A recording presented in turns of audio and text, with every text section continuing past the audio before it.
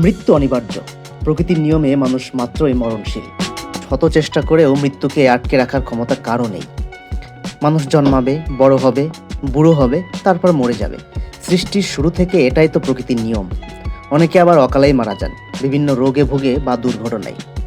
কিন্তু এই পৃথিবীতে এমন কয়েকটি আজব শহর আছে যেখানে নাকি শান্তিতে মরার অনুমতি নেই। মরলে রীতিমতো শাস্তি পেতে হয়। কি বিপদ ভাবুন তো। অবাক হয়ে যাচ্ছেন নিশ্চয়ই, এমন কি করে সম্ভব? মানুষ জন্মাবে আর মরবে না, তাও কি হয়?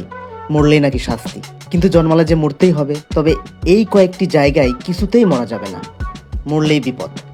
জানলে অবাক হবেন, নরওয়ে, ইতালি, জাপান, ফ্রান্সের কিছু শহর ও গ্রাম আছে যেখানে মানুষের মৃত্যুতেও নিষেধাজ্ঞা জারি করা হয়েছে। নরওয়ের একটি শহর লং ইয়ারবাইন। নিশীথ সূর্যের দেশ নরওয়ের লং ইয়ারবাইন শহরে মরে যাওয়া বারণ। তাহলে কি এখানে কোনো কবরস্থান নেই? তা আছে, কিন্তু প্রায় 70 বছর ধরে এই কবরস্থানে শহরের কোনো মৃত ব্যক্তিকে কবর দেওয়া হয়নি। আসলে এই শহরটি সাদা তুষারাময়, সে কারণে বরফে কবর দিলে মৃতদেহ পচে না বা নষ্ট হয় না। এর ফলে মৃতদেহগুলোতে পারমাফ্রস্ট নামে একটি ভাইরাস উৎপন্ন হয়। সেই ভাইরাসের প্রভাবে স্থানীয় বাসিন্দারা মারাত্মক অসুস্থ হয়ে পড়েন। তাই এই শহরে যখনই কোনো ব্যক্তি অসুস্থ হন বা মারা যাওয়ার উপক্রম হয়, তাকে অন্য শহরে নিয়ে যাওয়া হয়, যাতে তিনি তার জীবনের শেষ সময়টা ভালোভাবে কাটাতে পারেন। 2012 সালে মার্চ মাসে ইটালির ফেলসিয়ানো দেল মেক্সিকো শহরে এক আইন প্রণয়ন করেছিলেন তৎকালীন মেয়র গিউলি সিজার ফাবা। সেই আইন অনুযায়ী ফেলসিয়ানো দেল মেক্সিকোর পৌরসভায় বসবাসকারী এবং পৌরসভা এলাকা দিয়ে যাতায়াতকারী কোনো ব্যক্তির মৃত্যু বেআইনি।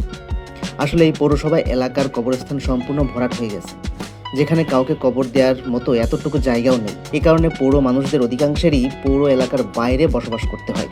এখানকার মানুষদের মোটা টাকার বিনিময়ে কবর দেওয়া হয় কাছেরই মান্দারগোনো নামে এক শহরে। Itsukushima, Japan. ইতসুকুশিমা জাপানের একটি পবিত্র স্থান, তাই সে দেশের সরকার এই স্থানটির পবিত্রতা বজায় রাখার জন্য সর্বাত্মক প্রচেষ্টা করে। এই পবিত্র স্থানে 1878 সাল থেকে মৃত্যু এবং জন্ম নিষিদ্ধের বিধান দিয়েছেন পুরোহিতরা।